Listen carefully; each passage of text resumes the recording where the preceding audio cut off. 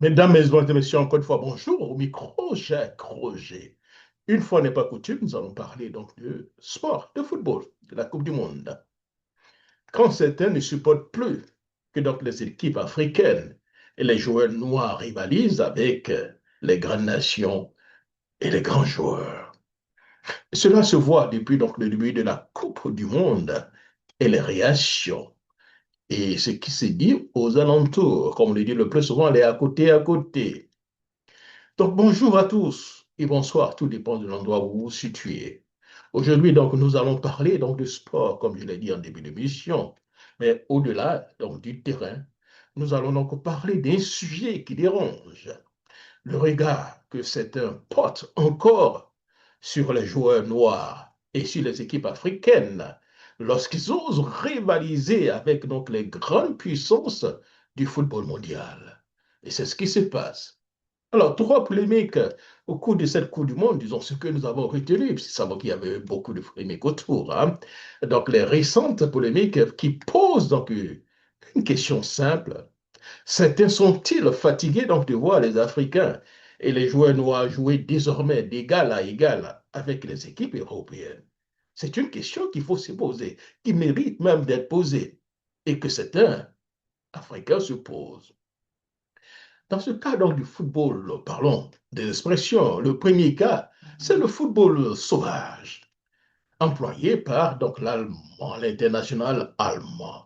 Après donc le match de la Côte d'Ivoire contre l'Allemagne, un journaliste ou observateur allemand a utilisé donc l'expression de football sauvage pour qualifier donc le jeu ivoirien. Le mot est lourd de sens, cher ami. Pourquoi sauvage ici? Pourquoi ça gêne?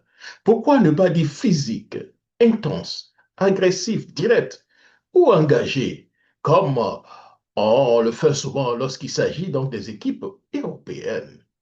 Mais le terme sauvage renvoie à donc, un imaginaire colonial selon lequel certains peuples seraient donc moins civilisés que d'autres, venant d'un Allemand, ne sont pas du tout surpris.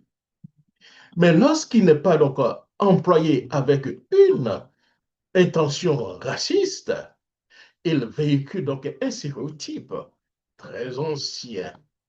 Le mot compte, c'est clair, et nous le savons. Le mot compte, et nous le savons.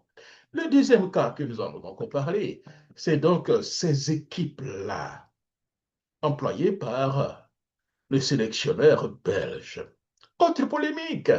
Après donc la victoire donc, de la Belgique contre, difficile déjà contre l'équipe africaine, le Sénégal, le sélectionneur Rudy Garcia a déclaré ces équipes-là, cette pression a suscité donc un malaise et c'est normal.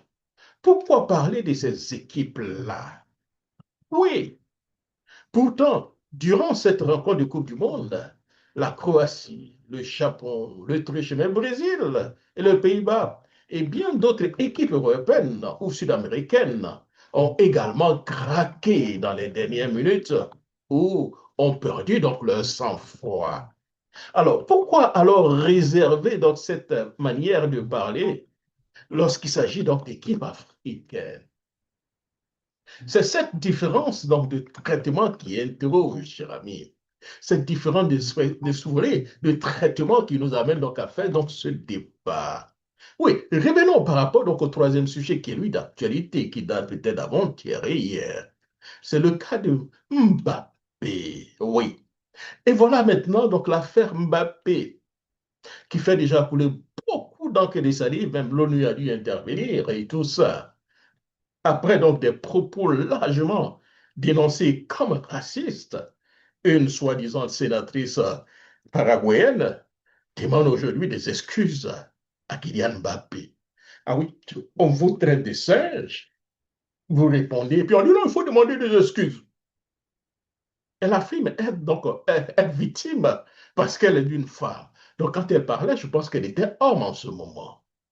Personne ne doit être insulté parce qu'il est donc une femme, ça nous le savons.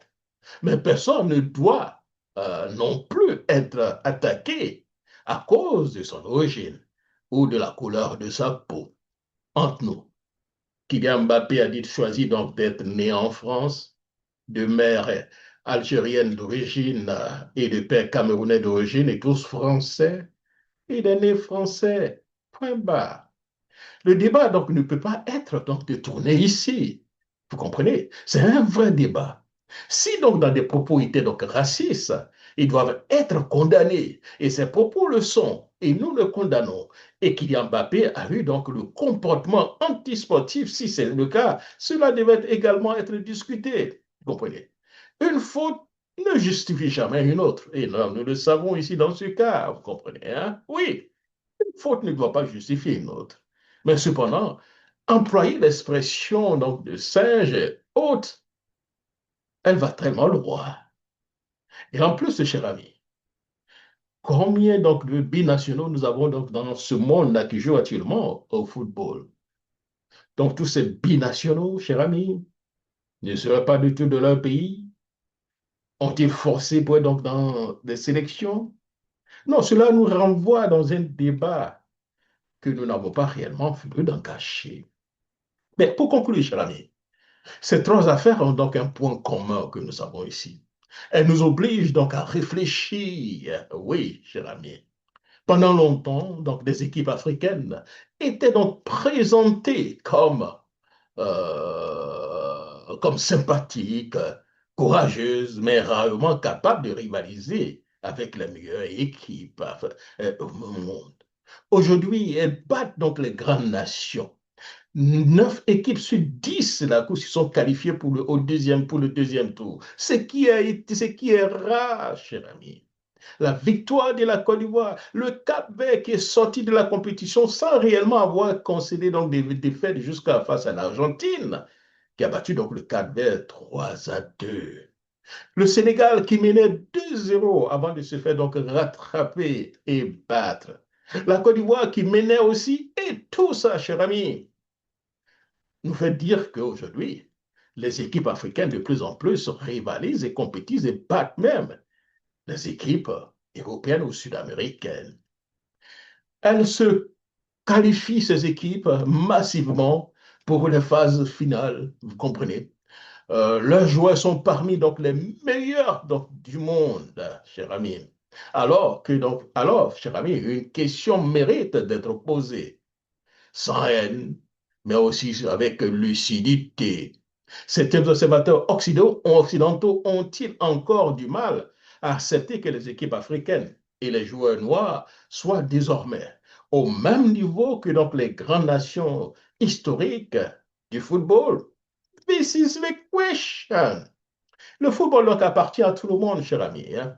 Le talent n'a ni de couleur, ni de peau, ni de continent, c'est aussi clair. Le respect devrait être le même pour tout le monde. Un autre point mérite d'être souligné ici, cher ami, ladies and gentlemen. La sénatrice semble reprocher donc à Kylian Mbappé, à Kylian Mbappé, hein, cher ami, de ne pas être un vrai Français. Pourtant, Mbappé est né en France, possède la nationalité française et représente son pays. Il a remporté la Coupe du Monde pour son pays et même été deuxième à la dernière Coupe du Monde. Son père est bien sûr d'origine camerounaise, sa mère donc d'origine algérienne, mais cela ne change rien sur l'identité nationale donc, du joueur. Cette vision est donc inquiétante. Et normalement, tous les joueurs, et la grande majorité des joueurs devaient certainement s'opposer. Cela donc revient donc à remettre en cause donc de millions de citoyens nés donc dans différents pays issus donc d'immigration ou de familles mixtes, cher ami. Si on suit donc cette logique, que faudrait-il dire donc de ces binationaux qui disputent aujourd'hui hein, cette Coupe du Monde? De tous ces joueurs qui portent fièrement donc les couleurs donc, de leur pays de naissance ou de leur nationalité. Le football moderne, pour moi, le football moderne est mondial. Les doubles nationalités, les familles multiculturelles, donc les parcours internationaux, font désormais partie, pour moi, de la réalité. les remettre en cause est pour moi une profonde méconnaissance du monde aujourd'hui. Oui, et depuis, donc, une autre question se pose, cher ami, que nous devons certainement soulever. Pourquoi Kylian Mbappé suscite-t-il tant de passion, notamment dans une partie donc, de l'Amérique donc, du Sud? Est-ce uniquement à cause de ses déclarations, de son caractère, ou bien parce qu'il est en train de devenir donc l'un des meilleurs, des plus grands joueurs de l'histoire quand on se base sur les statistiques, ces records s'accumulent et à un rythme, j'allais dire exceptionnel, à seulement 27 ans, il est déjà comparé donc aux plus grandes légendes donc, du football. Il est même deuxième au niveau donc, du classement donc, des grands buteurs de toutes les Coupes du Monde. Il a même surpassé les Pelé et autres. Dans l'histoire donc, dans l'histoire, de grands joueurs noirs ont parfois dû faire face à des traitements donc différents. Il est considéré beaucoup comme le plus grand footballeur de tous les temps, a lui aussi vu son statut contesté pendant des décennies. D'autres générations ont ensuite porté donc au nu Maradona, Lionel Messi, Cristiano Ronaldo, chacun avec donc d'immenses mérites. Aujourd'hui, Mbappé écrit sa propre histoire. Et comme toutes les très grandes stars, il divise tant qu'il fascine. Une chose est certaine, on peut critiquer donc un joueur pour son comportement ou donc ses déclarations, mais jamais pour sa couleur donc de sa peau, ses origines et celles donc de ses parents. C'est cette ligne rouge qui ne doit jamais être franchie. Oui, cher ami, pour conclure encore, pour finir avec tout ça, et pour terminer, un fait important mérite donc d'être souligné ici. Face à cette polémique, le gouvernement paraguayen lui-même a pris dans ses distances avec les propos de sa sénatrice. Oui, l'ONU aussi dans son communiqué a apporté son soutien à Kylian Mbappé. Dans un communiqué donc officiel, le gouvernement donc, paraguayen a condamné cette déclaration et a rappelé qu'elle n'engage ni le gouvernement ni le peuple paraguayen. Il a réaffirmé donc son attachement aux droits humains, à l'égalité donc et au respect de la dignité humaine et à la lutte contre le racisme, la xénophobie et toute forme de discrimination. Autrement dit, même les autorités donc paraguayennes ont estimé donc que ces propos allaient trop loin, beaucoup loin. Cela rappelle donc une chose essentielle. Les paroles donc d'une personnalité politique ne représentent pas automatiquement tout le monde. Et ça, c'est clair ici. Le Paraguay est un grand pays de football.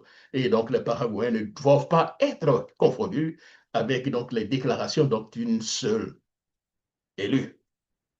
En revanche, cette affaire restera malheureusement comme l'un des épisodes donc, les plus regrettables de la Coupe du Monde.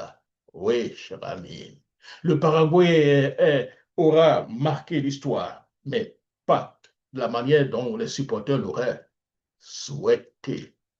Oui, au lieu que l'on retienne dans son parcours sportif, une partie donc de l'actualité retiendra cette polémique, et j'allais dire utile, qui a donc éclipsé donc le football. Le football doit rester donc un terrain donc de compétition, de passion et de respect. On peut gagner ou perdre un match, c'est aussi clair que ça. On peut critiquer donc un joueur, c'est tout à fait normal. Mais le racisme, les attaques sur les origines ou les couleurs donc, de peau, eux, n'ont pas leur place ni dans le football, ni dans la politique, ni dans nos sociétés. Cher ami, le talent n'a pas de couleur. Le respect, lui, devrait être universel. Cher ami, c'était donc mon billet, Jacques Roger. Et surtout, grand soutien à Kylian Mbappé. Go, balai, bat tous les records, remporte encore cette Coupe du Monde et fait taire ces oiseaux de mauvaise augure. Kylian Mbappé, yeah, keep going. Thank you.